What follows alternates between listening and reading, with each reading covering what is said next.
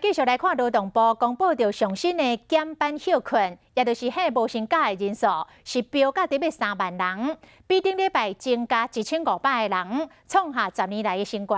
劳动部讲，这是因为国际封城的效应，尤其是制造业，毋若防抽单，都差要接单都有问题，是无薪假的重灾区。 手举白板离子夹啊，唔乃使电滴的，嘛使电球的。这个美法师爱丽丝虽然讲放无薪假，也过用积极正向的态度，重新找回对美法的热情。之前有做过制造业，然后后来放无薪假，所以之前其实对美发一直都蛮有兴趣的。然后就是后来就又回来做美发，比较自由的感觉，然后交的比较多朋友。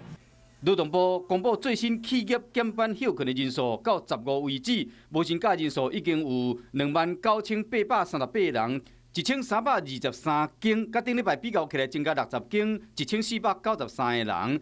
虽然增加幅度无遐济啊，不过实际人数继续创下10年来新高点。以制造业上济，前3名是化工、金属，也有资讯电子业。一礼拜增加人数分别是591个人、230个人、甲286个人。劳动部讲，主要原因是各国封城效应出现，制造业接单就出问题，嘛连带影响供应原料甲零件批发零售业。